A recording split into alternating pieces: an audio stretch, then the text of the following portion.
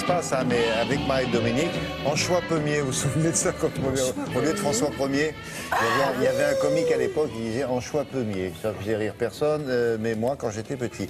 Avec Philippe Collignon, on va s'intéresser maintenant à ce qui vous est arrivé cet hiver, c'est-à-dire votre terrasse a été ravagée. Oui, bon, enfin ça c'est quoi tout est... Ah non, plus que d'habitude. Ah bon? L'hiver a été médiocre, c'est-à-dire il n'a pas été froid. Il a été pluvieux, humide et les mousses, les algues, les lichens se sont développés sur les terrasses, sur les murs, etc.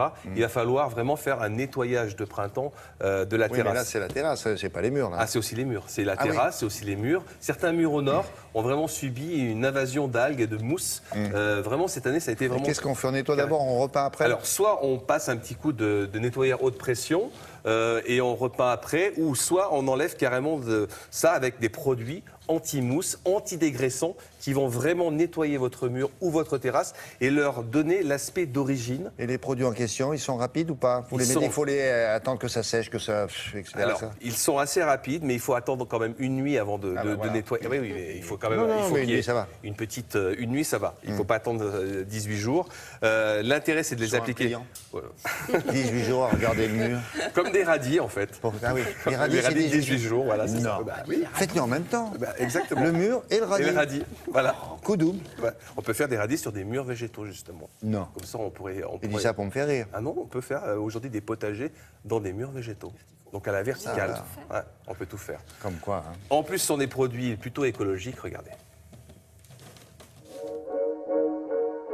Avoir un joli dallage toute l'année, ce n'est pas évident. Mousse, lichen, algues viennent souvent perturber cet espace idyllique. L'idée aujourd'hui, refaire les joints qui sont devenus noirs avec le temps et nettoyer le dallage pour lui redonner une seconde jeunesse. Pour le nettoyer, j'ai la solution, un nettoyeur pour taches organiques. Il est formulé pour enlever la mousse, ainsi que les taches comme les feuilles mortes, le sang, le vin par exemple. Il s'utilise simplement en frottant la pierre naturelle, le béton coulé ou estampillé. On laisse agir et on arrose une demi-journée plus tard, effet garanti. Et pour les joints alors? Il existe une alternative qui est le sable polymère. C'est un produit en fait qui permet d'avoir un joint d'apparence dure, mais qui résiste complètement aux dilatation-contraction du béton et qui permet d'éviter l'érosion et la pousse de mauvaises herbes. Un sable, oui, mais polymère, c'est quoi?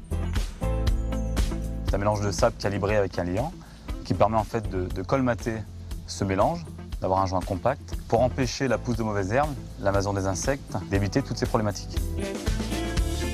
Plusieurs étapes sont nécessaires pour réussir à bien rejointer son dallage. La première est capitale. Avant de commencer la pose du sable polymère, il est impératif de retirer l'ancien joint. Donc pour le retirer, c'est très simple. Il suffit tout simplement de prendre un jet d'eau. Une fois le revêtement bien nettoyé et complètement sec, il faut vérifier qu'il ne pleuve pas dans les 24 heures suivant la pose. On saupoudre le sol sec comme un bon gâteau en cuisine en étant généreux surtout dans les interstices. On rentre le tout avec un balai et on passe à la troisième étape, le compactage. Quand on est sur des pavés, on passe tout simplement une plaque vibrante. Quand on est sur des dalles, on passe une batte à rouleau. Quand on n'a pas de batte à rouleau, il y a la possibilité de venir avec un fer à joint, cisailler le joint de haut en bas, complètement, sur toute la longueur, pour pouvoir compacter celui-ci. Une fois le sable polymère mis en place, on passe à l'étape « j'enlève le surplus », soit avec un balai, soit plus simplement grâce à un souffleur à feuilles, ce qui nous conduit à la dernière étape.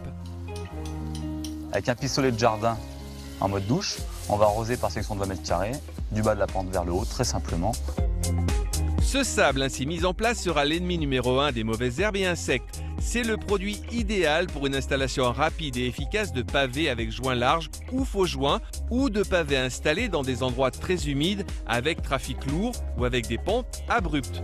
Bonne pause.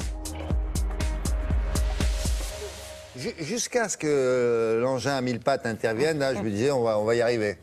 On n'est pas obligé de le faire. Oh, bah, mais ce qui si est bien, on ne fait pas, c'est pas bien. Il faut quand même le faire un petit peu parce que ça tasse le sable au fond des joints. Sinon, vous avez vu, il y avait une petite spatule. On peut le faire à la main, c'est plus long. Oh, bah, on c'est rentre ça. la petite spatule pour il tasser. faut 2 justement, ans et demi pour c'est faire. ça. Et regardez, ouais. aujourd'hui, dans les sables polymères, il y a plusieurs couleurs. Génial. justement, Alors ça du s'appelle plus clair. polymère, pourquoi? Parce que c'est un sable qui a été fait de façon chimique. Donc Oui, il puis s'appelle surtout- polymère. Pourquoi? Parce qu'il se durcit Voilà. face avec l'air l'air et l'eau.